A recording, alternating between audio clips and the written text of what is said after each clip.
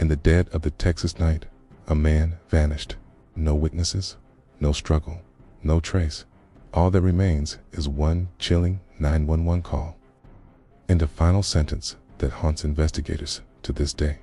I ran into M. quick. This is the story of Brandon Lawson. It was just before midnight on August 8th, 2013.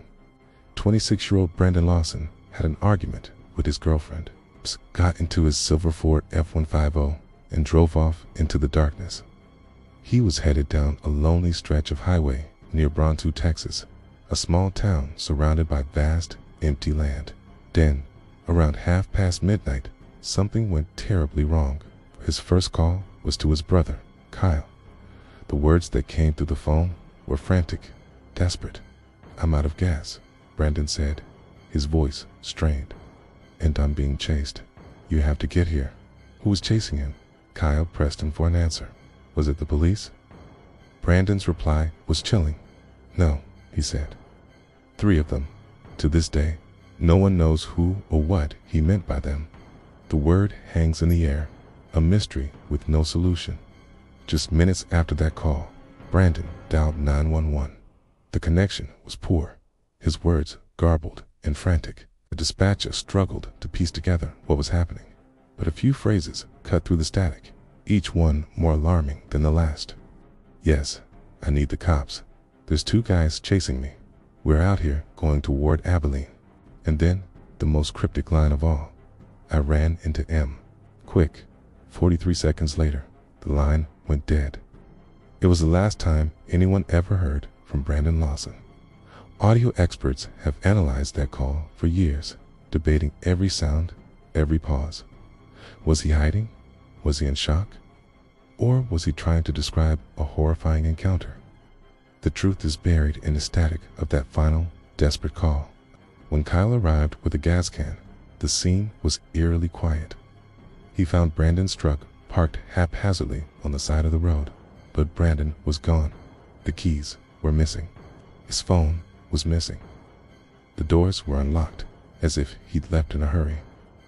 The initial police theory was that he'd simply walked away, perhaps disoriented, and succumbed to the harsh Texas terrain. But that explanation never sat right. It didn't account for the panicked calls, or his claim that multiple men were after him. It didn't explain the sheer terror in his voice. Over the years, theories have swirled, each one darker than the last. The most obvious is that Brandon was telling the truth. He was being chased by unknown men. Locals have whispered about drug activity in remote areas around Bronto. Did Brandon accidentally witness a deal gone wrong? Did he see something he wasn't supposed to? Despite the possibility, no suspects were ever identified. Another theory suggests he was disoriented, perhaps under the influence of something, and was hiding from the police, mistaking them for enemies. But this theory has a major flaw. He called the police himself. Why would he call for help from the very people he was supposedly running from? It just doesn't add up.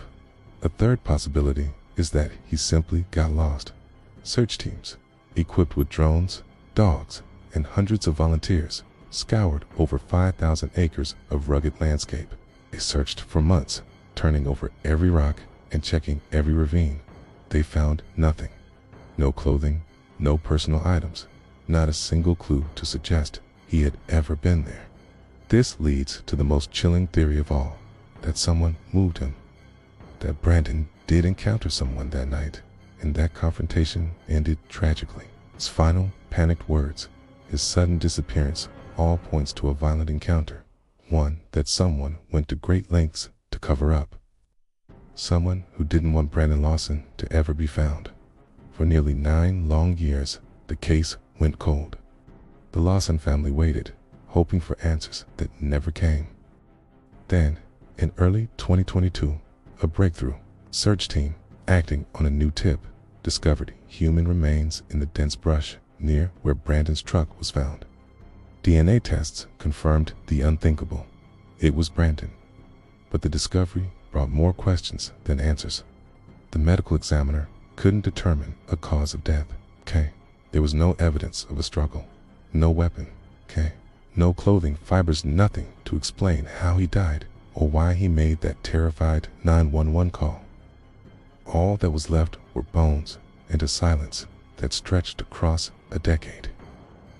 What really happened to Brandon Lawson on that dark Texas highway? Was he running from a real threat? Was he lost and confused? Or did he stumble into something far more sinister, something that still lurks in the shadows of the night?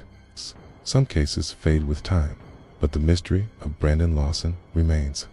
His last words still whisper through the desert wind. I ran into M. quick. Thank you for watching. If you want to explore more of America's most perplexing unsolved mysteries, make sure to subscribe and follow our channel. We'll see you in the next file.